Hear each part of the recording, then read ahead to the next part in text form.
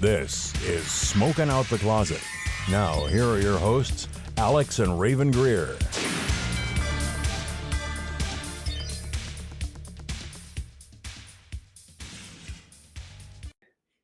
Hi, my name is Rayven. I use she, her pronouns. Hi, I'm Alex. I use they, them pronouns. And welcome back to another episode of Smoking Out the Closet. How's it going, guys? How's it been? How's it been with you, Alex? Oh, man, this past, week has been crazy. Just thinking it's only been, we're recording on the Wednesday. We're a little bit late for their episode. But last week, stuff was moving around and changing. And scheduling just got real busy for us. Because I got a new job. You talked about it last week. I know, and I'm excited. It's been going so well. I'm glad. There's some really cool people that work in my dispensary. It's just really chill. The one person there loves D&D, and we were talking about D&D, and so happy that I just so happy right now with working at the dispensary. It's great. I know what you're talking about now with the shift of pacing and everything. Because holy shit, do I get fucking bored. There are only so many games of solitaire that I can play on my computer. Holy cow. And it's not even always slow. There's there are always stuff to do, update the menu and everything. But once you get to that lull period when everything's already done, and it's just a dead Tuesday afternoon, it's just so boring. Yeah, Tuesdays, I don't know why. Tuesdays are freaking slow. Yeah, they are. On the weekends, you're a little bit busier. Monday, at least, I was a little bit, slower, and I was just groggy all day because, it's Monday, whatever. But Tuesday, yesterday, oh my gosh, so slow. I think at the end of the night, I counted 7 slips at my register. I had 7 patients. Is that slow? In an 12-hour shift? Oh my gosh. And I think your store's even slower than mine. We are. Because ours is right by a mall and a highway exit and everything. Ours is a pretty good location. You can walk. You have a lot more walking distance people who live around here too. True, because I know at least 6 of our patients live in our apartment complex. Yeah. But the thing about it is we are in where I'm at. It's kind of freeway, right? Highway traffic.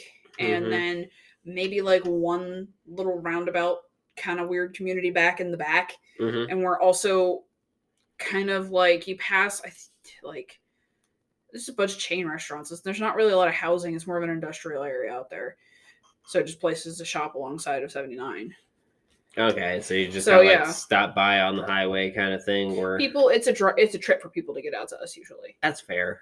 So, or hey, I'm in the area, I thought I'd stop by. Not, hey, this is where I'm gonna go. But Robinson, yours is so much. Oh, we get so many people coming closer. In, being I just happen to be in the area, or I work over here and decided to start going here instead. Especially when CuraLeaf took over some of the locations here in Pittsburgh. CuraLeaf Holdings. Ugh. Let's shit with them. Also, this past week in my dispensary, we've been talking about the whole Johnny Depp Amber Heard thing too, and all that's going on. Well, before we go any further, first off, hi, welcome if you're new to our podcast. Hey, we are a queer podcast talking about the LGBTQIA plus and cannabis communities and everything in between. Do you want to do our quick review of our of what we're using? What we're doing today. This is a new experience for the both of us.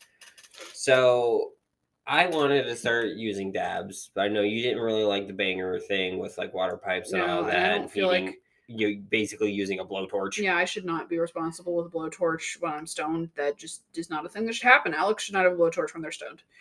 So we're trying to get stoned. So I got us a Yocan Apex concentrate pen. Not a sponsor. Not a sponsor, but it's really good for the price. I think it's spent around $30. Yeah.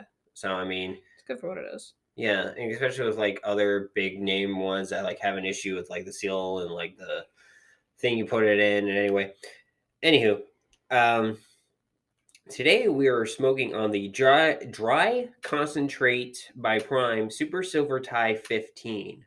Man, is this shit tasty. Oh, Oh my it's god. so delicious. I want to know if we have the flower at my dispensary, if the flower is as tasty as this. See, I'm wondering if, like, because you don't lose the trichomes Yeah. in the grinding process, like this has all those trichomes still. If you like just rip it up by hand and then smoke it, if it'll taste closer to this than a grind. Yeah. Because I feel like in the keef, that's where all the trichomes end up. Yeah. So the keef might taste more like the batter. But my gosh, is this good? I have been also learning so much recently with work about all the different forms of cannabis and how they're created. What are you looking at? I'm looking at Bear's eye. His little weepy eyeball. Yeah, just making sure he's okay. Yeah, he just weeps every once in a while. He's a rescue. I think we talked about that. He had a little infection in his eyeball as a baby. So I like to keep an eye on it. He's sitting on my lap right now. But yeah, I've been learning so much through our trainings and everything of like the different forms of cannabis and how they're made and like how they're refined and everything. I kind of want to try some diamonds because we have some diamonds at my store. But yeah, like this is so tasty. And apparently we got good. Like the top cut when it comes to concentrates is what I heard. A lot of people really like Prime, especially with their concentrates. When you open it up, I'm not gonna lie, I don't know if it's just because it's a dry concentrate. It looks like fucking earwax. Yeah, it's because it's a homogeneous dry concentrate. So homogeneous, there are two different kinds of concentrates. There's homogeneous and non-homogeneous. The non-homogeneous are going to be more like your sugar and sauce kind of things that you don't have an even blend of things throughout the whole sample, right? Whereas with homogeneous ones such as like batter, shatter, butter, stuff like that, you're going to have more of a consistent like consistent strength, consistent flavor profile, consistent everything throughout it. And so these are usually like your it's weird, your earwaxy kind of colors, the light tans, it's the whites. It's not even the color I was referring to. The texture it's how it looks. It looks like you literally just took one of those YouTube videos, had someone's earwax come out, and that's what it looks like. Yeah, but it smells like limes. Oh, it smells. Oh, it's amazing. Like, I don't know if everyone's gonna get this. I doubt you're gonna get this, but it smells like the lemon fabuloso. No, see, I usually only smell the purple. Yeah, because some of our neighbors use that, and it smells amazing. But yeah, I don't think I've ever smelled the lemon fabuloso, but it's great. Like it's like a lemon scented GameStop almost. I don't know. To me, it's more limey than lemony. Yeah. But oh my gosh, it's great. It's also like a nice. I have like a nice clear head feeling. Like everything's kind of quiet, and I feel like I can focus on stuff. Yeah, I'm alert. I'm not kind of like some strains do make me kind of derpy. I'm just gonna stay on the couch and like zone out. I don't know if we just didn't use a whole lot or just how we did it. I mean, I only used like a small little bit. Yeah. So I mean, we're probably just feeling more of the medicated than the stoned effects. Yeah. But if we probably use a bigger chunk, probably would have been a bit more high. Yeah, because I feel like I do kind of feel like I'm coming down a little bit, or I was. I mean, it's not a bad thing. It's not a bad thing, no. It's just it's our first time using any sort of like e-rigs too, so yeah, we're still kind of learning and everything, dipping our toes into it. What would you rate it though? I mean, man, it's real tasty. It's got that going for it, but I don't know if I quite felt all of the effects to it. Like I got buzzy head feeling. I got really warm. This is weird. This made me warm. Usually when I get stoned, I get cold and real cold. But this is like, I don't know. I felt warm.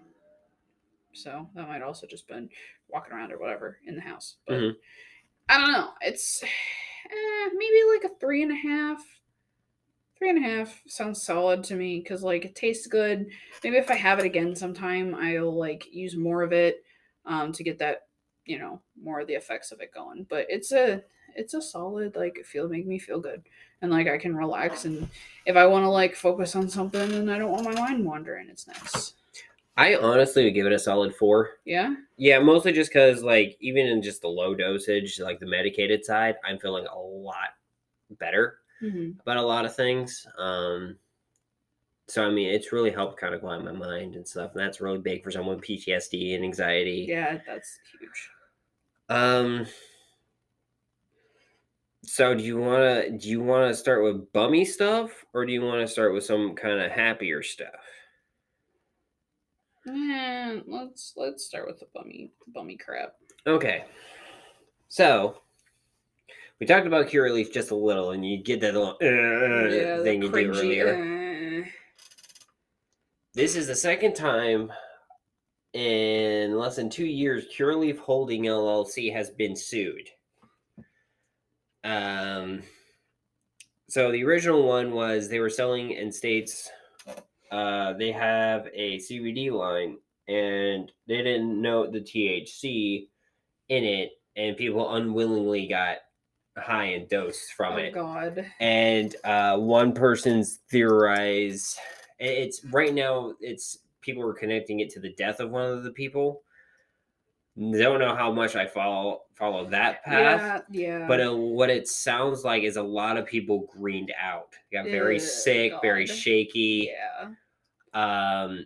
And it was just they were unwillingly dosed with THC. They didn't consensually want the THC in it necessarily, because there are a lot of people who go just for the CBD side. Yeah.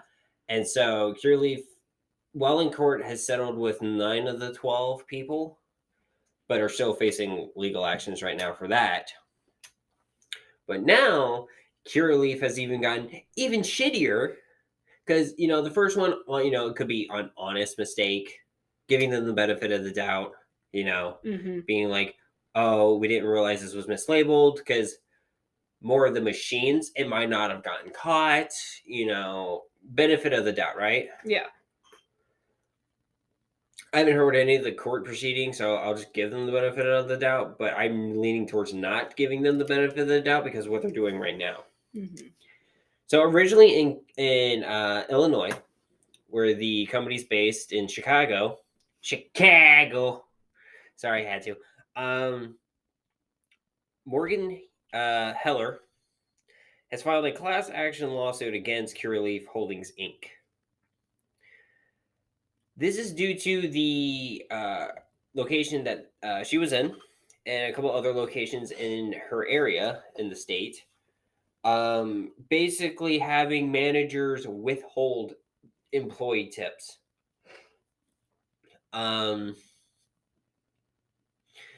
Sorry, I'm trying so hard not to laugh, but Bear got off at Alex's lap, and they were just sitting so perfectly on Alex's leg that he left little paw imprints in his leg. Because I'm wearing shorts, and it's so cute. I gotta take a picture of this. That We're throwing adorable. this on our Instagram. My hairy leg. So cute. My hairy leg. My cute hairy leg. Your leg's not that hairy. Cat paw prints. So cute. So essentially, employees at CuraLeaf cannabis dispensary locations in Chicago, Illinois, and the area were unlawfully deprived of their tips. The one in Northbrook is the one where Morgan worked at and where she started, and then she talked to others in her area, in her district, or region, however it's split up with CuraLeaf. And they were also withholding tips. Jesus. Now, this was going on from 2020 to 2021. The thing is, when you do tips, you have to do it at least per pay. So I'll use where we work. Where we work, we get it payday week. Yours, that's at you. We do it. We used to do it, I think, every other. At my dispensary, we do it every other week. So you'd get your paycheck and then you get your cash tips. So every 2 weeks? Yeah, it's still every 2 weeks, right?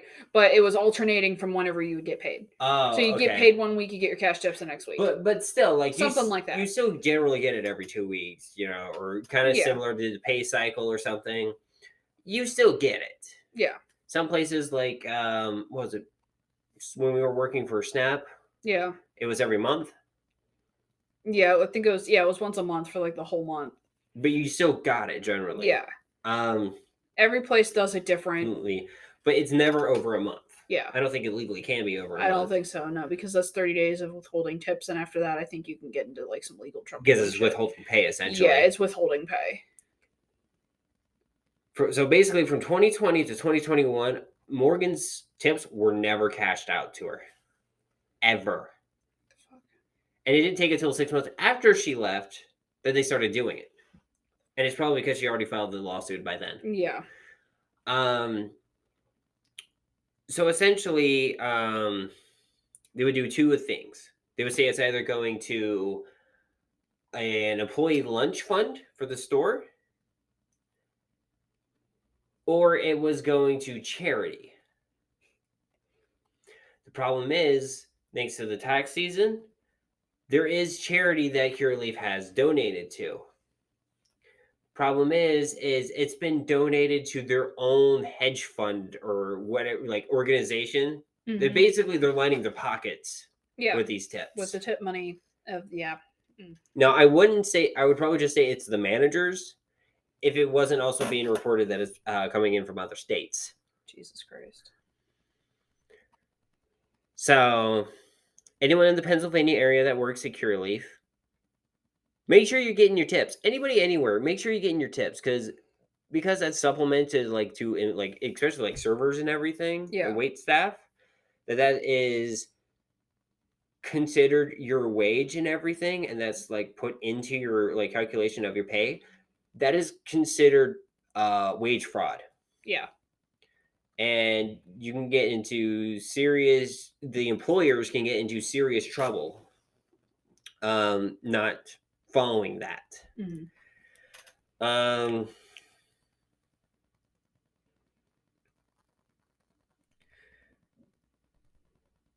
Store managers in Northbrook did not initially allow employees to accept customers' tips. However, said she claims that the policy was changed in 2020 in October. At the time, tip jars were placed in the front of the store. The understanding among employees that the tips would be fairly divided between those that worked in the front assisting customers and those who worked in the back of the store, according to the class action lawsuit. Heller claims that instead of tips from each day were confiscated by management and not distributed to the employees at all. Heller was never permitted to keep any cash tips she received from customers, and no tips were evenly distributed to her or any of the other hourly employees. The total amount of tips taken by management would range between $350 and $600 each day. According to the class action lawsuit, which calculated between October 2020 and October 2021, managers confiscated approximately $126,000 worth of tips. Oh my gosh. Now, we don't get that high at my store. But this is also not smack dab near freaking downtown Chicago. Mm-hmm. I mean, probably about the same distance, but Chicago, I think, has a bigger per capita than we do. Yeah, they do. So, I mean, kind of fucked up, CuraLeaf. Yeah, don't. Ugh, grr. Yeah, when you told me about this the first time, it made me so pissed. I was so upset. And, like, I hope that, like, all this pans out and CuraLeaf has to go and, like, pay out everything and, like, whatever else to everybody that they stole tips from, that they stole their pay, they stole their pay from. I'll just flat out say it, because that's what they did. So, everyone in Illinois, as far as I'm aware, is being represented by Matthew Fletcher and Max Barrick of Garfinkel Group LLC. Contact them. I found their website, and I'll be putting it in our show notes. Contact them. If you believe that you've been, suffering from wage management, they might not be able to represent you in your state. But if it goes to, some people are saying it's either gone. I haven't verified this at all. It's either gone to a national class action lawsuit, or if they get enough people, they will open it into a national class action lawsuit. Damn. Because CuraLeaf operates in 13 states. Yeah. So this could be happening in 13 states. And it's just, yeah. Gosh, this boils my fucking blood. It really does. And this is the downside to the cannabis, right? The cannabis world. Because in California and Colorado, you already had established places, established companies, way before these big companies kind of came in and started playing ball. Mm-hmm. The problem with, like, some states like Pennsylvania, New Jersey, Florida, like some of the other states that don't are just medical marijuana, and they've only been just medical marijuana for, I'm going to say, less than 10 years, probably even less than 5 years in most of these states. You don't have a whole lot of room to grow, or you have a lot more room to grow and take over. California is very saturated. Colorado is very saturated, but you notice that they're saturated with a lot more mom and pop places. The thing is we'll take Pennsylvania. There's basically 4 companies that own everything. Mm-hmm. And the thing that really sucks is you end up with a company that starts out mom and pop. They start getting a little bigger. They start making their own thing, working in conjuncture with a company, and I'm being super vague on purpose here. Mm-hmm. Then that company gets bought out by the company that works in conjuncture, and then that gets bought out by a big one of the bigger 4. Mm-hmm. And then that's how you end up with like basically moving stuff within a year. That's just like it, and it sucks because that's the way it is becoming with everything. Exactly. And I don't want to see cannabis end up like, let's say, the snack market, right? Mm-hmm. You got like 5 companies that own everything: Nestle, Pepsi, Coke. I can't think anymore because those are the ones I only know. Yeah, those are pretty much it. And they own literally fucking everything. And it sucks. So I don't want that to happen with cannabis. No, what I was talking with my boss, because we were talking about like what we would like to see in cannabis. I would honestly, if we go recreational, I would like to see what I would kind of dub artisanal or craft weed. Mm-hmm. Basically, those like, I'll take an example. Mountaintop Distillery, or is it Black Mountain? Something like that, right? Mm-hmm. There's a distillery near where mom and dad live, where my parents live, in central Pennsylvania. They grow their own stuff, they distill their own stuff, and they sell their own stuff. And it is an experience because they'll show you the process. They'll be, it's literally like sell it inside the same building where they distill. Like the machines are running, and there was a section you're like, all right, here, you know what, fresh batch. I want to see that with weed. There is I was just talking to my coworkers about this a couple days ago. There's a brand called Good Blend that's up and coming, and they do very small batches of cannabis. Like everything's small batch, everything's like super tended to, and like every step of the way, you can tell there's a lot of care and effort put into this. Oh, same with Seven Hills. Yeah, and they're starting to like move some of their stuff outwards. I think it's an article I found on like r/trees when I was at work, and it's interesting to see. Like, there's a weird dispensary. They're another PA company though, but there's one town that their dispensary seems to get like freaking everything neat and interesting. But I think the closest one that was getting this Good Blend like by the end of the year was maybe an hour away. We got Good Blend in my store. Do we? I do at mine. Oh, that's neat. I got a couple. I mean, we only got like maybe a small section, but yeah, I remember seeing Good Blend. Yeah, they're super, super, super tiny. Ugh, sorry, chair. You're good. But yeah, like, again, I want to see. I'd love to see more of that, like you were talking about. Just small growers, small dispensaries. Or what's that? There's a moonshine company that has like 1 or 2 locations. Yeah, it's literally down the road from us. So yeah, we sell them at Steel City Con. Yeah, they're essentially the same thing. Yeah. Or like that one brewery place in Harrisburg, right by where I used to get my hormone therapy. Yes. That we keep saying we wanted to go. I'm thinking of stuff like that, stuff where they make it in-house, or they grow it in-house, or they have a location where they grow it and take it, and then they make it something cool, like a cafe, like where like Autos, like the way Autos is. Yeah, kind of, yeah, like they make everything, and then they serve you food or something, or like a cigar lounge or something, or one of my coworkers was basically thinking like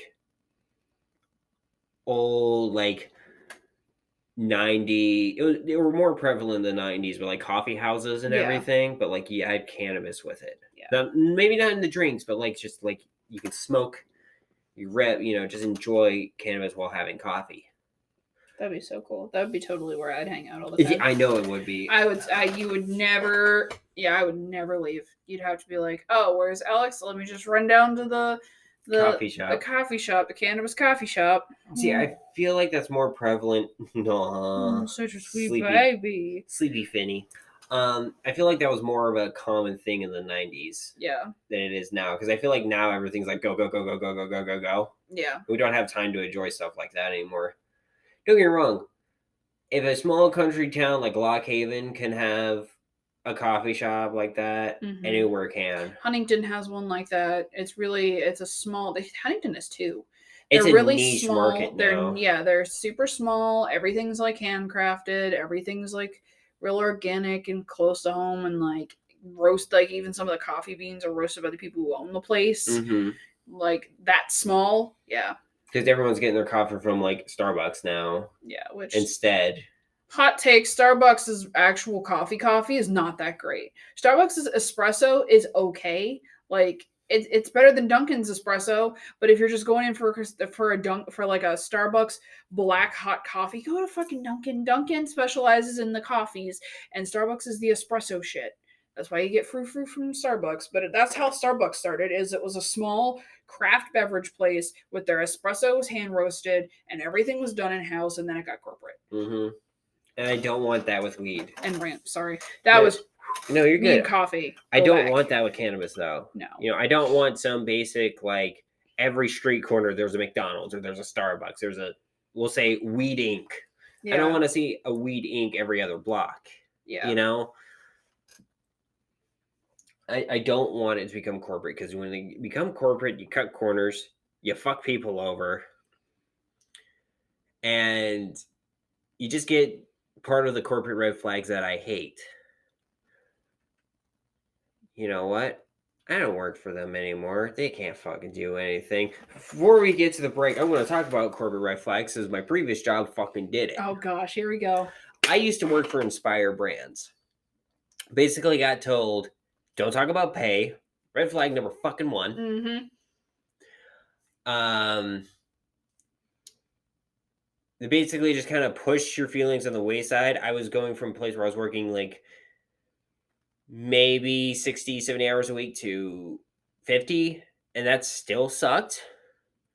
But basically when I said it's too much, they're like, oh, well, you came from this environment. And I said, yeah, but this environment was different because I was working half the day just doing prep all day by myself. Yeah. Wasn't actually running around like a chicken with her head cut off.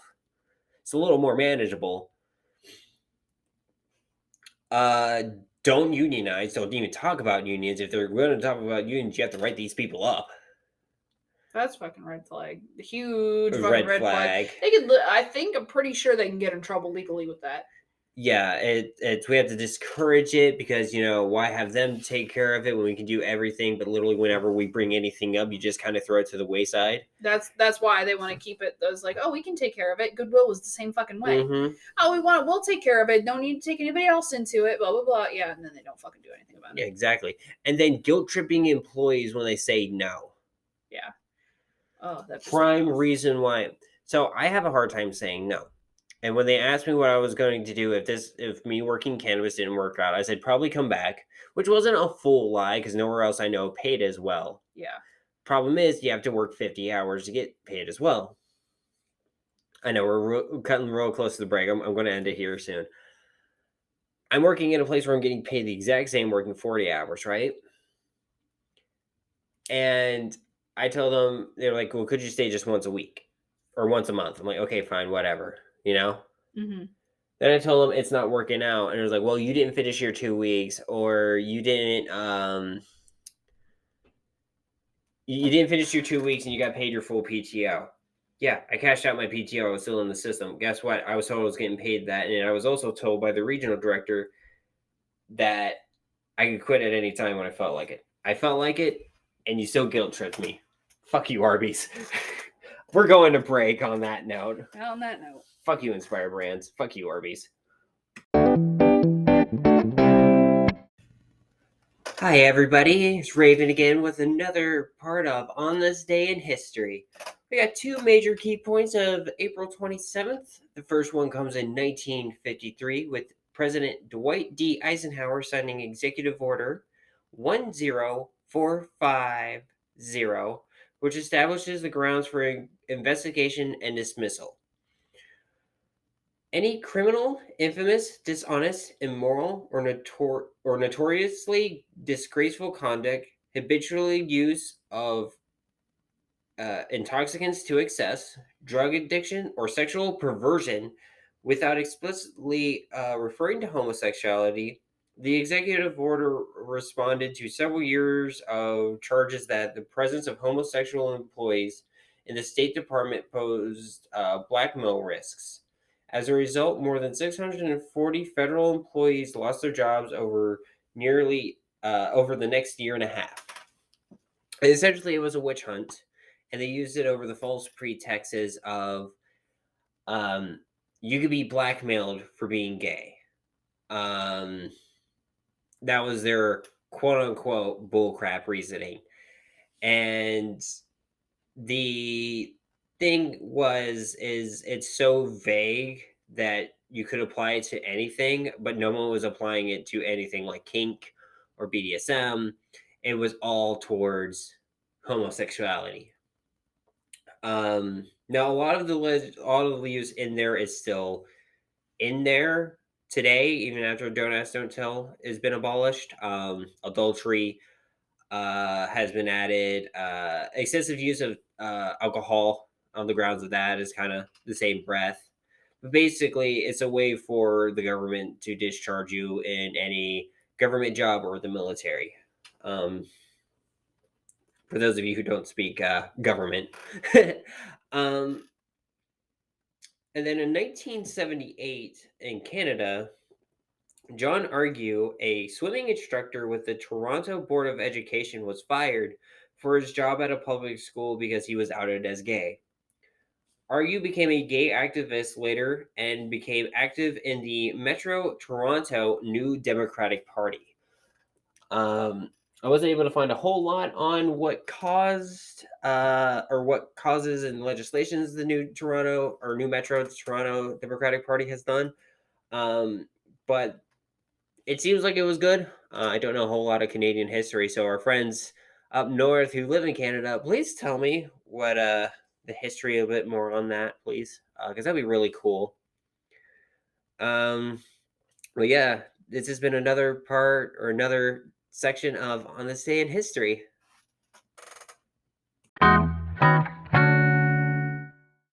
All right, and we're back. Hello. So Alex God. has found out something. So this is the rabbit hole we went down. I found a list of all the different food festivals in the Pittsburgh area for the spring and summer, right? Yeah, because we want to go to some of them. And Pittsburgh has their pickle fest. And this bitch, my wife, hello, over here. The huge ass trans girl stereotype loves here. fucking pickles, right? So, even before I transition, let me get that out of the air right now.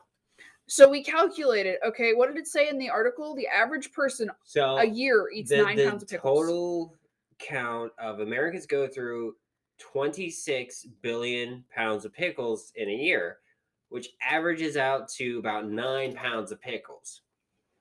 Well, if you get the big jar of pickles from Walmart that are 80 ounces with the juice, with the brine, it comes out to 5 pounds of pickles. And Raven goes through one of those in 2 weeks. And that's me going slow because I used to go through the Mount Olive one like every week, sometimes multiple ones in a week when I was younger. This is how she's averaging right now. Are you ready? Is everyone ready for this? Are you all sitting down? Raven Greer eats 130 pounds of pickles in a year.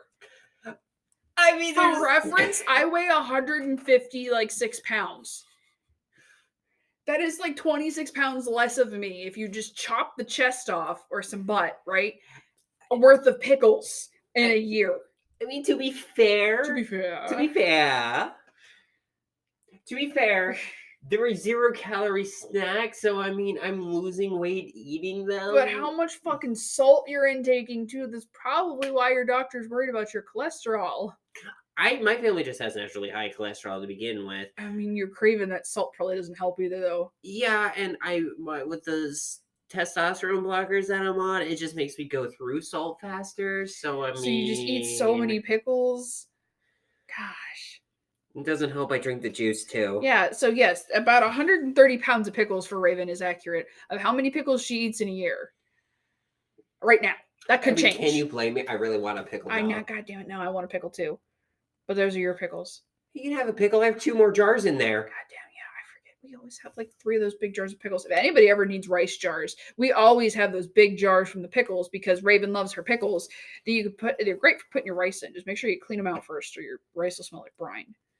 Yeah, well, but they're great for storing rice if you're like us and you have a lot of rice in the house all the time. Yeah, you save money. Get the bigger bags. Yeah, get the big bags. Go to your local Asian market. Get the biggest bag of rice they have.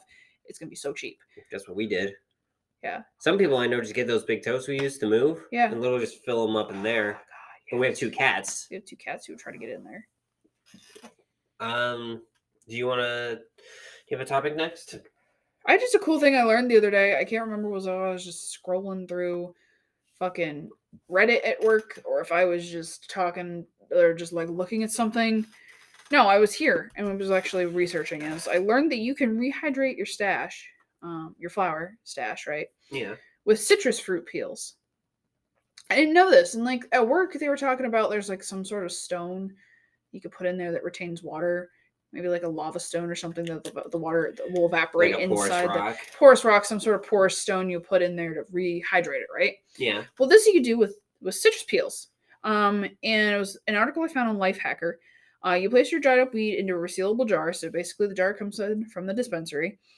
You peel any sort of citrus fruit. Could be lemons, could be limes, could be oranges, could be grapefruit, could be a citron, doesn't matter. Any kind of citrus fruit, right?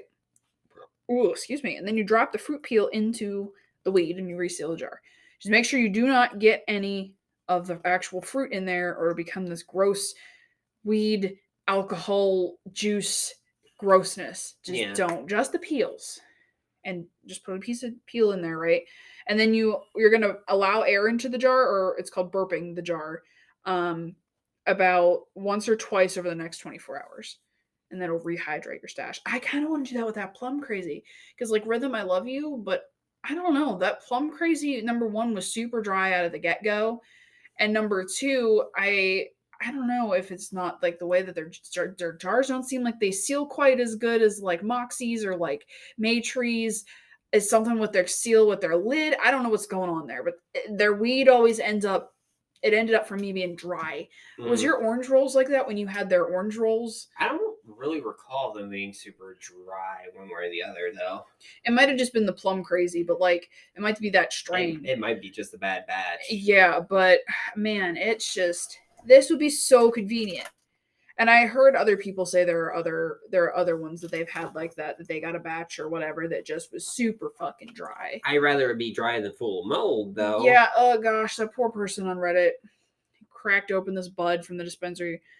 White fucking. You know there's a return policy? Yeah. We have a return policy. I learned that the other day now working at a dispensary. Most of it's up to the company. Yeah. If it's over like a day or 2, if it's like a day, THC that they we have our return policy. So anybody, if there's something that happens and you just make sure you try it within like 24 hours and you take it back if something happens. Mm-hmm. Like I didn't know this. Depending on what's wrong. Depending on what's wrong, like if it's a cart that doesn't hit or if it's a batch that has mold in it, then we'll put it into quarantine for the rest of them, right? Yeah.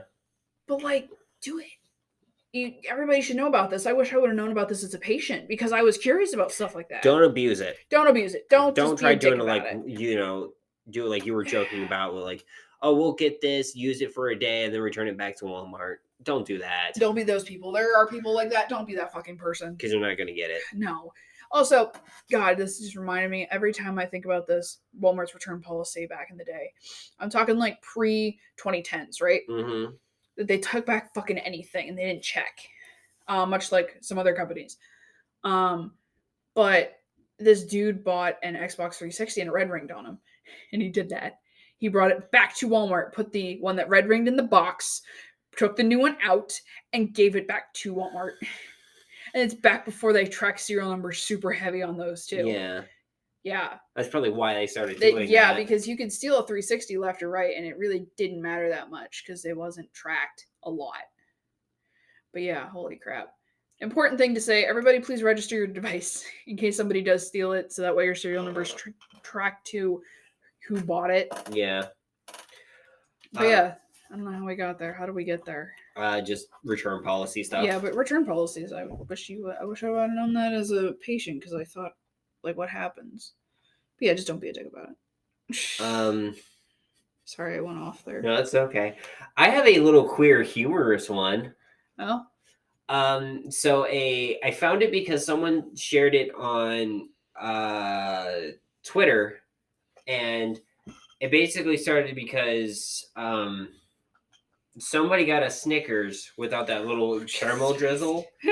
So it was quote unquote deveined. It basically just a solid chocolate thing, right? And so someone goes, it was really big ones too.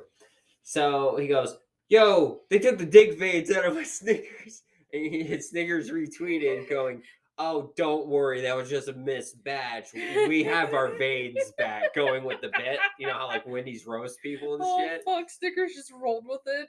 I don't know if it was someone posing as Snickers, like a guy does as like customer service, and like if that was actual like Facebook? blue check mark verified Snickers. I can't remember at this point, but that'd have been hilarious. I mean, blue checkmark Wendy's is also fucking trolling people like this, so I wouldn't doubt it would be Snickers, yeah. So people were making a bunch of jokes and everything, and this Snickers page is rolling with it, right? Someone comments, and eventually in this whole back and forth, there is a pastor, an evangelical TV pastor, who is blaming Snickers and calling Snickers the a company of the devil for the reason why he was sucking a black man's dick. Can we back up real quick? Yeah. This is what I capture from this. He made the Snickers made this man suck Satan's big black veiny dick, is what I'm hearing. And as a Satanist, I'm loving this. This is hilarious. And the hypocrisy that, we as the LGBTQIA plus community have to face with these assholes. This is just, the irony is palatable. So, Little Rock, Arizona is where our scene fair lays. Sorry, I was going a little Shakespeare on that to just be extra. More extra. A video Facebook post from infamously homophobic pastor Rick Palermo of the Assembly of Leviticus has gone viral because in it he apologizes for accidentally doing sodomy. Yeah, I just fell upon your dick. I'm sorry. It was an accident. Yeah. I tripped and fell onto it. So, here for, he goes, "Folks, you know me. I'm the biggest fan and disciple of the book of Leviticus in the country." Before I read any more of his quote there, first off, if you're a Christian, you shouldn't be following the Old Testament. You shouldn't be fucking looking at Leviticus. It's just knowing what happened before Jesus kind of came around to learn the history, basically what, the Jewish people had to do. Jesus died for y'all's sins, according to your belief system. Everything in Leviticus you don't have to do because that has showed you how to atone for the sins. First off. Second of all, it's a mis-fucking translation. Yeah, it's supposed to mean young boy. Yeah, you basically don't be a pedophile. Don't be a fucking pedophile. And then the Catholic Church doesn't like that. I'm fucking spitting fire right now. I don't give a shit. And I'm not saying being Christian's bad. I'm just saying that there are adjustments that were made to that translation to benefit a lot of people. And my big thing too is the whole King James version of the Bible. He edited this shit out of that one so he can do whatever he fucking wanted. Don't follow the fucking King James version. Fuck that version. If you're a Christian that is like, oh yeah, no, fuck that version, you're cool with me. If you're a Christian that is like, no, I don't really care, do what you do, I'm cool with you. Yeah. You're the Christians that usually typically in the Bible Belt South or like Westboro Baptist Church, and you're actually fuck the Westboro Baptist Church. They're a stage. They're just trying to get money and sue people, right? Yeah. But there are groups of people who think like they do in that extreme. Fuck y'all. Yeah. So going back to this quote, let alone our humble state of Arkansas, said Paul Marrow. I love Leviticus so much, I even named our beloved church after it. And I read from Leviticus every day, and my favorite passage is the one about gay people going to hell. Because I'm so not gay that I am probably the least gay person on the planet. Hello, closeted gay boy. Oh, God. That is grade A, stereotypically fucking, you're so deep in the closet that you are hating. You're so hateful of this one part of yourself that you're projecting it to other gay people. Yeah. I'm going straight to heaven when I die, which brings me to the subject of this address. Last weekend, an incident occurred that is in no way accurately reflects the very true fact that I am not gay one bit. However, unfortunately, this incident was caught on tape and is being held over my head as blackmail. So I thought the best thing to do for me was just be honest and admit to my totally innocent mistake. I'm not going to give in to blackmail, so the video of my incident will probably soon be released to the public, so let me prepare you all, my faithful flock of Leviticus lovers. Not because the video will probably look a little bad, it's not edited, it's one long uncut take, probably like the guy's dick.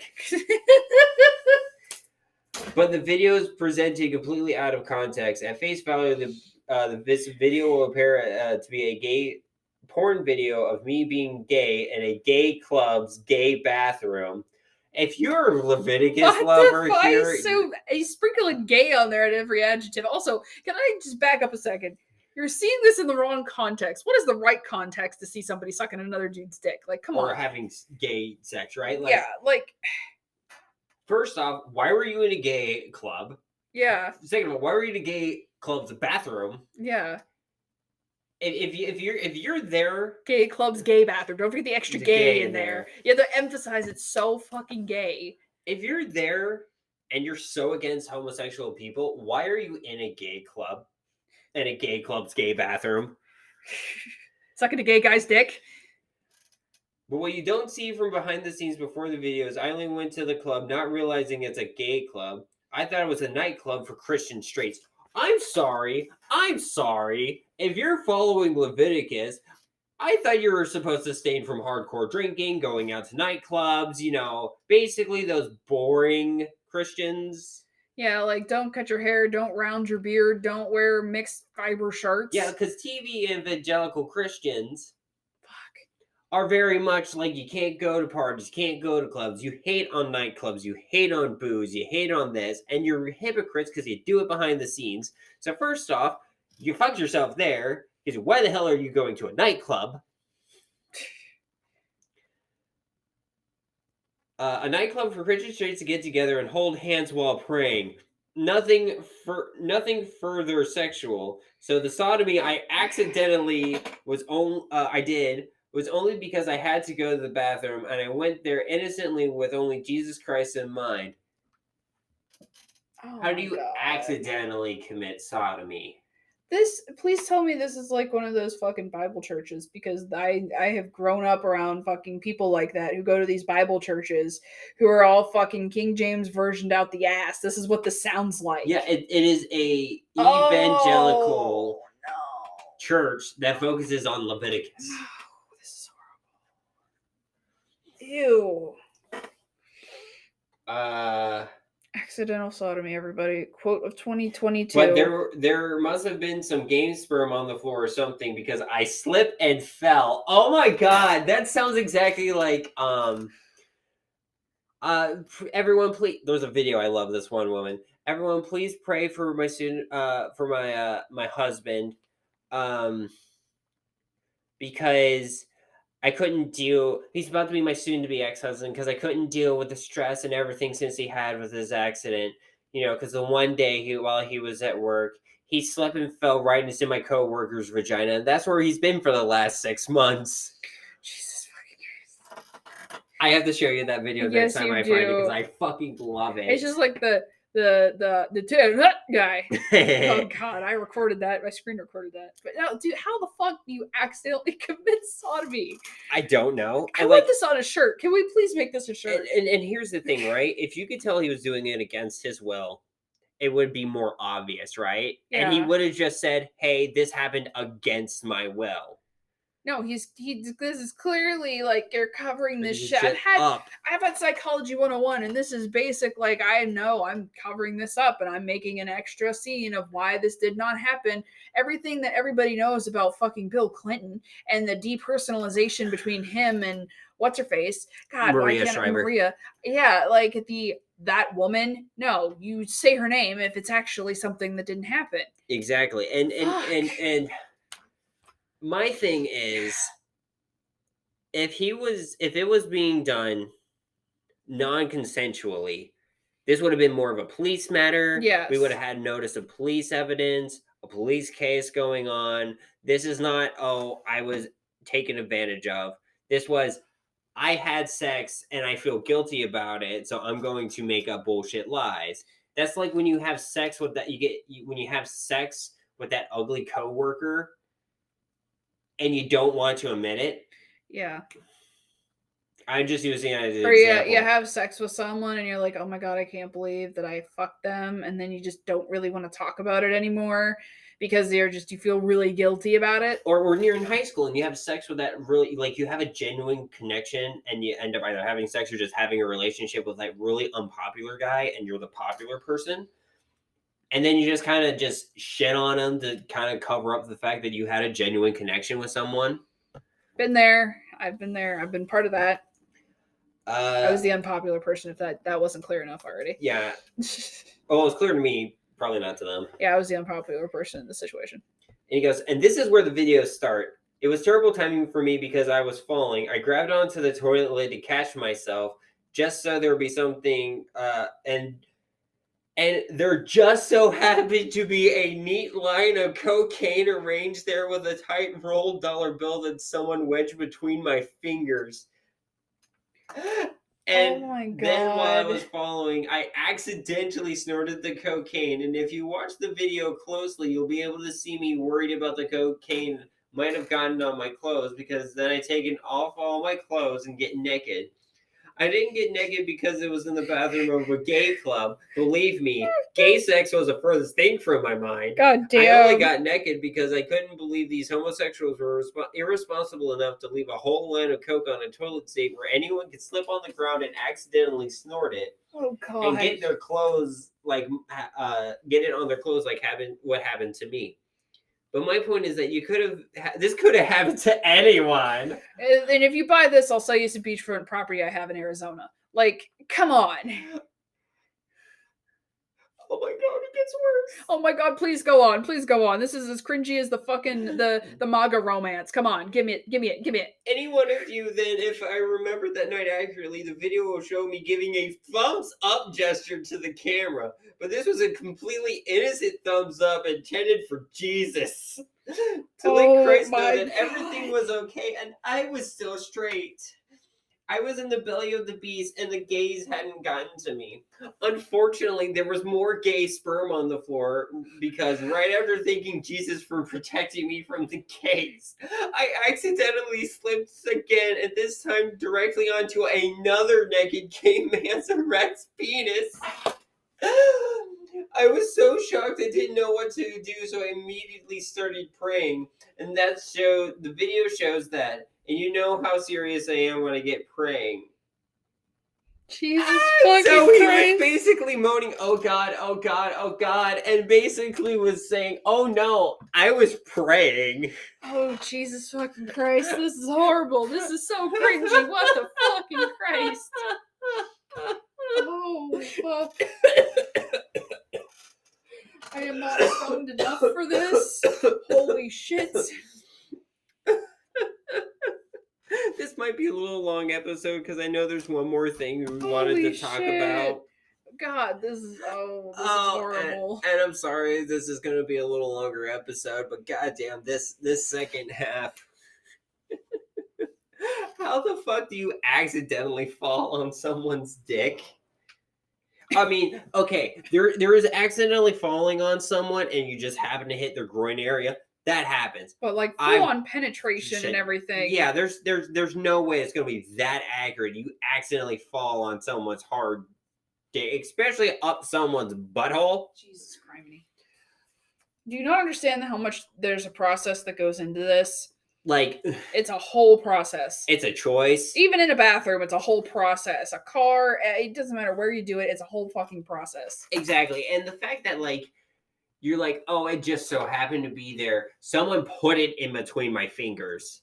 I want to find the video. I want to see this fucking video, not because, oh, creepy weirdo, but how I want to have a like as fucked up as this sounds, I want to do like a fucking riff track on it, or like I want to have a visual to what this guy is trying to fucking cover up. I want to legit see like where this is, like do the whole like unsolved murder mysteries thing, like forensic video analysis. Like I want to see the point where someone puts this rolled up dollar bill in your hand, and the point where you slip onto said erect penis, on gay sperm, onto said erect gay man's penis.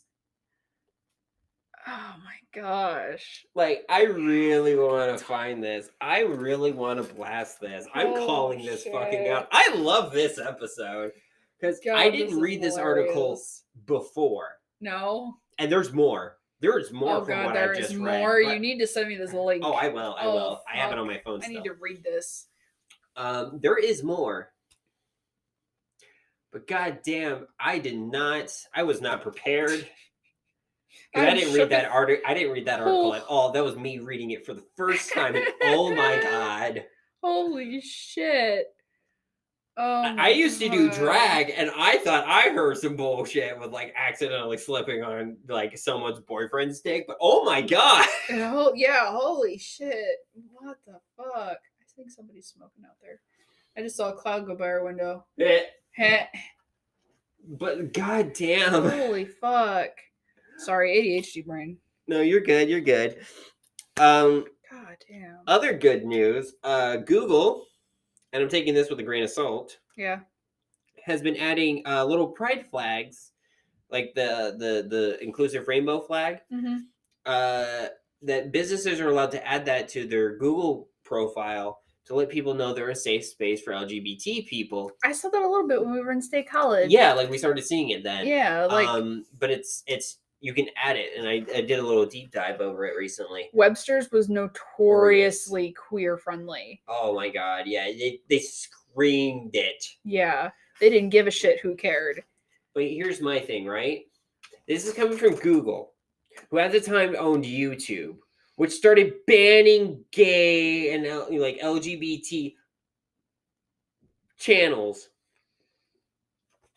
I don't understand. That's why I'm taking it with a grain of salt. Yeah, but they blamed it on the algorithm and people reporting it, which I'm at that point like, why don't you just fix the fucking algorithm?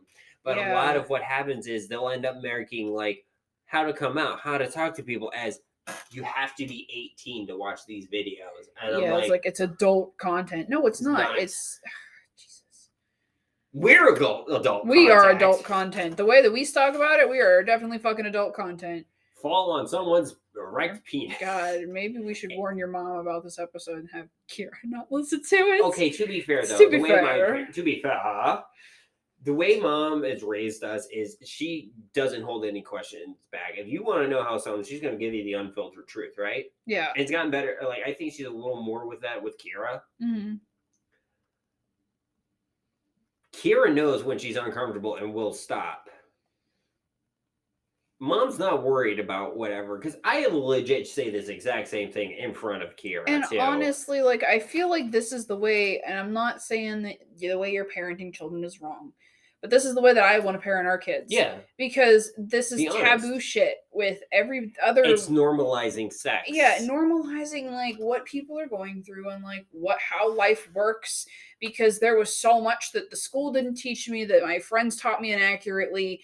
That just like that Amish guy that was trying to get his wife pregnant and found like out pissed in her. Yeah, it was just peeing in her, thinking that's how he got her pregnant. Yeah, please, like I don't know. This is something I think I mentioned the other day. Like we just need to normalize Well, I was talking to my coworkers about weed too. Like Normalize weed, normalize sex, normalize LGBT stuff. Yeah. Normalize other religions too. Let's add that to it, because like everyone's scared of like the Islamic religions, and no one realizes how close it is because it is a third side to the Abrahamic religions. And there's still, oh my god, the satanic panic in North America. Oh my god, yes. Oh shit, the article I sent you earlier about there was a Pennsylvania school that was like an after-school Jesus club. Again, the whole fucking shit all over again. It was York, Pennsylvania. In York, Pennsylvania, there was an after-school Jesus club that was that was to the elementary school, right? And it was passed and was going to go through. And then the Satanic Temple said, hey, we're doing after-school Satan club then. And they're like, what? No, you're not. And it's like, well, freedom of religion. Yeah, if you let one in, you gotta let them all in. You gotta let them all in. And I was just like, oh, fuck, we've had this before with the whole fucking Westboro Baptist Church bullshit. Here we go again. And it's like, fucking, I love this. And I love, like, I don't care even if people are just like, oh, the Satanic Temple is just a, like, political movement. So what? It's a good one. Exactly. Because, like, if you're going to use religion and state laws and ignore religion, like, you know, separation of church and state, then they're going to come in and be like, all right, you're going to keep people from having abortions for your religious reason? We're going to let people have abortions this for is our religious reason. Right.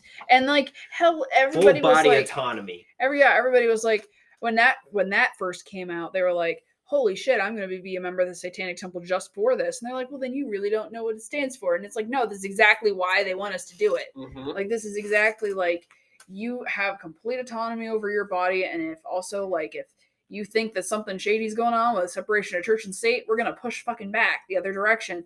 The same way with how we had the Baphomet statue alongside the Ten Commandments. And that got torn down. Like, the hypocrisy and the bullshit in this country is very palatable. And like, holy crap. But this whole satanic panic thing is still like, oh, boogeymen were eating babies and fucking sacrificing kids. Like, no. Exactly. No, but that's not fucking happen. That never did. We're getting real close to an hour. Yeah. Do you want to do that other thing we were talking about, or do we want to talk about like that fun thing? I mean, we can save that for the next episode too. We can go into the next one. We didn't think we'd have enough content for this episode. Yeah. Look at us. Well, gabbing away. Once again, my name's Rayven. I use she, her pronouns. I'm Alex. I use they, them pronouns. And we'll see you guys on another episode. Bye-bye. Bye.